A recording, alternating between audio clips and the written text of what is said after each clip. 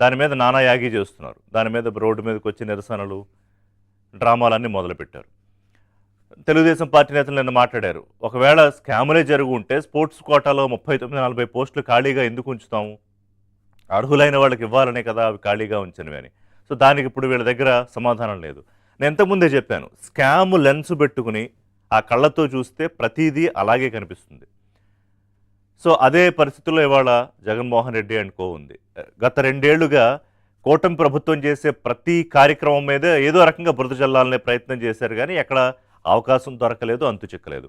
ఇప్పుడు అందుకే 2 ఏళ్ల ప్రభుత్వ పాలన మీద ఏదో వెన్నుపోటు ప్రభుత్వాలని, వెన్నుపోటు రాజకీయాలను ఏవో బయలుదేరారు రోడ్ల మీదకి.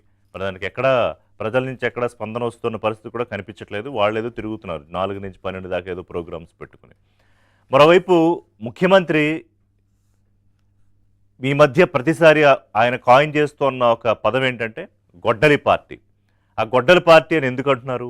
వైఎస్ వివేకానందరెడ్డి హత్య దగ్గర నుంచి మొదలుపెట్టి ఇవాళ వాళ్ళు చేసే రప్పారప్పా రాజకీయాల వరకు అనేక అంశాలను ఆయన పోలుస్తూ గత ప్రభుత్వంలో చేసిన విధ్వంసాలు మరోసారి ప్రజలకు గుర్తు చేస్తున్నారు. ఎందుకంటే మనది చాలా షార్ట్ మెమరీ ఉంటుంది. మంచి అసలు గుర్తుపెట్టుకోరు, జరిగిపోయిన చెడును కూడా తొందరగా మర్చిపోతారు. అందుకనే మంచిని గుర్తు చేస్తూ మీరు మళ్ళీ వైకుంఠపాళి ఆటలు ఆడొద్దని చెప్తూ అప్పుడు జరిగిన విధ్వంసం తాలూకా నష్టాన్ని పోడ్చడానికి 2 ఏళ్ళు కాదు, 3 ఏళ్ళు కాదు, ఎన్ని ఏళ్ళు పడుతుందో అనే విషయాన్ని గుర్తు చేస్తూ ముఖ్యమంత్రి ప్రజలకు చెప్తూ ఉన్నారు. ఇప్పుడు నిన్న పక్కా పట్టాదారు పాసు పుస్తకాలు భూములకు సంబంధించి చేసిన కార్యక్రమంలో కూడా ఆయన మరోసారి గుర్తు చేశారు. అంటే గతంలో అంటే జగన్ ఆయన సైకో అని నిన్న అన్నారు. చాలా రోజుల తర్వాత మళ్ళీ ఆ మాట వాడారు. ఎందుకంటే రైతుల సొంత భూముల్లో కూడా జగన్మోహన్ రెడ్డి బొమ్మలు వేయించుకోవడం ఏంటి? శ్మశానాల గోడల మీద వేయించుకున్నారు, పుస్తకాల మీద వేయించుకున్నారు, బ్యాగుల మీద వేయించుకున్నారు, వేళ్ల భూములైన పాస్ పుస్తకాల మీద వేయించుకున్నారు. ఆఖరికి అక్కడ పెట్టే సర్వే రాళ్ల మీద కూడా జగన్మోహన్ రెడ్డి బొమ్మలా? ఎవడో బుర్రలేనోడు ఐడియా ఇచ్చి ఉంటాడు, ఆయనకి ఉండాలి కదా కొంచెమైనా. సో అదే నేను చంద్రబాబు నాయుడు గుర్తు చేశారు. సో వీళ్ళ రాజకీయాల్లో ముఖ్యంగా ఈ కుట్రలు ఎందుకు అని అన్నానంటే, ఇప్పుడు సపోజ్ గొడ్డల పార్టీ అని ముఖ్యమంత్రి అంటే సజ్జల వారు అంటారు, ఎస్ మాది గొడ్డల పార్టీనే, మాది కత్తి పార్టీనే, మాది కొడవలి పార్టీనే అని. పరశురాముడు గొడ్డల పార్టీ, ఇంకా నేను రాముడు బాణం పార్టీ అనలేదు, రేపు పొద్దున్న ఎప్పుడు అది కూడా అంటారు, లేకపోతే ఇంకోళ్ళు ఎవరో కత్తి పార్టీ అని. సో రియాలిటీ ఏంటంటే రేపో ఎల్లుండో ఆయనకి శ్రీముఖాలు అందబోతున్నాయి సజ్జల గారికి కూడా స్కాముల వ్యవహారంలో. లిక్కర్ స్కాము, ఇంకా రకరకాల స్కాములు ఉన్నాయి కదా 5 ఏళ్లలో. సో సకల శాఖ మంత్రిని ఆయనే గర్వంగా చెప్పుకుంటారు కదా, అన్నీ తానే నడిపించానని. మరి ఆయన లేకుండా ఎలా ఉంటుంది వ్యవహారం అంతా? ఇప్పటికే 30-40 మంది ఛార్జ్ షీట్లు, వ్యవహారాలు, జైలుకి వెళ్ళేవాళ్ళు, బెయిల్ మీద బయటకు వచ్చేవాళ్ళు, విదేశాలకు పారిపోయేవాళ్ళు, అక్కడి నుంచి పట్టుకొచ్చిన వాళ్ళు, కోట్ల నోట్ల కట్టలు. ఈ వ్యవహారంలో మరి ఆయన పాత్ర లేకపోతే అది ఎలా సాధ్యం అవుతుంది? సో ఇందులో డైవర్షన్ పాలిటిక్స్ చేయించాలి. సో అందరినీ కూర్చోబెట్టి గుంపులుగా ప్రభుత్వం మీద ఎలా బురద చల్లాలి, ఎలా కుట్రలు చేయాలి అనేది ఒక ప్లాన్ ఏదో చేస్తున్నారు, కానీ అన్ఫార్చునేట్లీ ప్రతిదీ ఫెయిల్ అవుతుంది. ఇప్పుడు మీరు చూస్తున్న కేఎన్ఆర్ అంటే నాగేశ్వర్ రెడ్డి పర్సనల్, సరే ఆయన పిఏనా, అసిస్టెంటా, పొలిటికల్ అపాయింట్మెంట్స్ చూసే వ్యక్త, వాళ్లే చెప్తున్నారు. కొంతమందితో మాట్లాడితే ఎమ్మెల్యేలకి, ఎంపీలకి కూడా జగన్మోహన్ రెడ్డిని కలవాలంటే లక్షల్లో చదివించుకున్న పరిస్థితి ఈయనకి అప్పట్లో ఆయన ముఖ్యమంత్రిగా ఉన్నప్పుడు. ఇవాళ ఎక్కడ చూసినా మీరు రాష్ట్రంలో ఎక్కడికి వెళ్ళినా అక్కడ ఇతనికి ఆస్తులు ఉంటాయి, బినామీలు ఉంటారు. సో ఆ వ్యవహారాలన్నీ కూడా సిట్టు దర్యాప్తులో బయటకు వస్తున్నాయి. అంటే ఇక్కడ ఒక్కొక్కళ్ళు బయటపడిపోతూ, ఇప్పుడు తాజాగా వచ్చిన వార్తలు ఏంటి, త్వరలో జగన్మోహన్ రెడ్డికి కూడా నోటీసులు ఇచ్చే ఆలోచనలో సిట్టు ఉంది అని. అంటే అక్కడ దాకా దాదాపుగా విచారణ వచ్చేసింది. ఇక ఇప్పుడు మరింత రెచ్చిపోతారు. ఇంకా మీరు అబ్జర్వ్ చేస్తూ ఉండండి. ఇక వాళ్ళు చేసే కుట్రల్లో వాళ్ళకు ఇంకొక హద్దు పద్దు ఉండదు. ఇప్పుడు డిఎస్సి రేపు మళ్ళీ ఇంకొకసారి జాబ్ క్యాలెండర్లు, నియామకాలు ఇచ్చే పరిస్థితిలో ఉన్నప్పుడు దాని మీద ఎప్పుడో 7 నెలల క్రితం అయిపోయిన దాన్ని తీసుకొచ్చి గత సెప్టెంబర్లో ఏదో రెచ్చగొట్టి అలజడి సృష్టించాలనే ఒక కార్యక్రమం. అంటే ఓ యూత్లో ఏదో ఒక అన్రెస్ట్ క్రియేట్ చేయాలని. అందుకే నేను ముఖ్యమంత్రి అన్నారు, నువ్వు అసలు రాజకీయాలు చేయడానికే పనికిరావు, రాష్ట్రంలో ఉండడానికే పనికిరాని పార్టీ అని కూడా అన్నారు. ఒకవేళ నువ్వు చెయ్యాలంటే ముందు సారీ చెప్పు, ఎవరికి, విద్యార్థులకి, నిరుద్యోగులకి, వీళ్ళందరికీ క్షమాపణ చెప్పి అప్పుడు మీరు చెయ్యండి అని ముఖ్యమంత్రి గారు అడిగారు. కానీ అసలు ఆ పరిస్థితి, ఆ రకమైన మనస్తత్వాలు ఉన్న పార్టీనా అది? ఆయనే చెప్తున్నారుగా వైపు ఎంత ప్రమాదకరమైన పార్టీయో.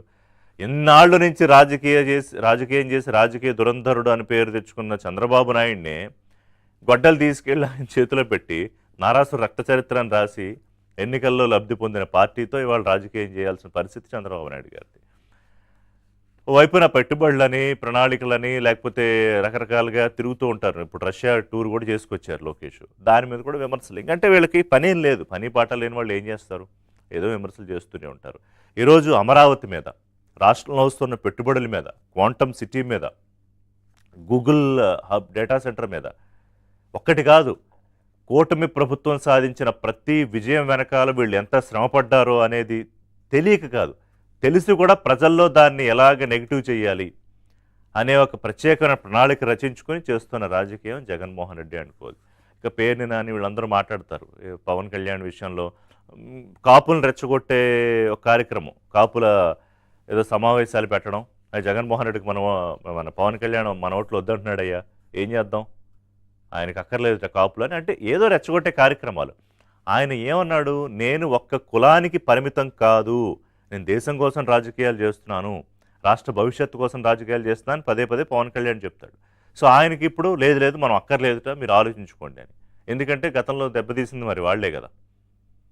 ఎప్పుడైతే చంద్రబాబు నాయుడు గారు పవన్ కళ్యాణ్ గారు ఇద్దరూ కలిశారో, మొత్తం పోలరైజ్డ్ అంతా అటు వెళ్ళి ఓటింగ్ అక్కడ కూర్చుందో, 164 సీట్లు వచ్చాయో, అక్కడి నుంచి పనిచేయడం మానేసింది. అందుకే నేను చంద్రబాబు నాయుడు కూడా అన్నారు, జగన్ పిచ్చికి మందులు లేవు అని. జనరల్గా ఎప్పుడు చంద్రబాబు నాయుడు ఈ రకమైన స్టేట్మెంట్స్ చేయరు, మంత్రులు ఎవరో మాట్లాడుతూ ఉంటారు కానీ, బట్ ఆయన ప్రజల్లోకి వెళుతూ ఇంక చెప్పాలి విషయాలు. అందుకే ఆయన మొట్టమొదటిసారి అనుకుంటా బహుశా అది నాకు గుర్తుండే ఇది వాడింది. సో ఇవాళ ఏంటంటే కుల రాజకీయాలు చేయాలి, డివైజివ్ పాలిటిక్స్ చేయాలి, డైవర్షన్ పాలిటిక్స్ చేయాలి అని. సరే పేరుని నా నోటికి ఎంత వస్తే అంత ఉప ముఖ్యమంత్రి కాదు, ఉపమా మంత్రి, ఏది పడితే అది మాట్లాడతాడు ఆయన. ఎందుకంటే ఒక ఇద్దరు ముగ్గురే ఉన్నారు మాట్లాడేవాళ్ళు, అందులో పేరుని అని ఒకళ్ళు. ఈయన ఎవరు? రాత్రి మీరు నడికేంటారా, పట్టపగలు వెళ్ళి పొద్దున్నే వెళ్ళి మీరు పరామర్శించండిరా అని చెప్పిన మనిషి. సో గొడ్డళ్ళు, రప్పారప్ప రాజకీయాలు, ఇది వైఎస్ఆర్సీపీ చరిత్ర కానీ, ప్రస్తుతం కానీ, ఒకవేళ భవిష్యత్తు కానీ. అంటే నేరుగా బెదిరింపులు దిగారుగా సజ్జల, ఎస్ మాది గొడ్డలని. ఇప్పుడు డిఎస్సి విషయంలో నేరుగా ఏమంటారు, మేము మెగా డిఎస్సి రద్దు చేస్తాం, ఎప్పుడు మీరు వచ్చినప్పుడు మీరు రావాలి కదా. పైగా అయినా కూడా ఆ బెదిరించడం ఏంటి? ఎవడన్నా మెడికల్ కాలేజీలకు వచ్చి కడతామంటే మేము జైల్లో పెడతాం, ఎవడన్నా పెట్టుబడులు పెడతామంటే మేము వాడిని తంతాం, ఎవడన్నా వస్తే ఉద్యోగంలో. ఎంత అన్యాయంగా మాట్లాడుతున్నారండి విద్యార్థుల పట్లను, నిరుద్యోగుల పట్ల. ఇదే మాట్లాడదాం అంటే అందుకే పెట్టాం. మోసాలు చరిత్ర ఎవరితో ప్రజలకు తెలియదా? అందుకే కదా మిమ్మల్ని ఎక్కడ కూర్చోబెట్టాలో అక్కడ కూర్చోబెట్టారు.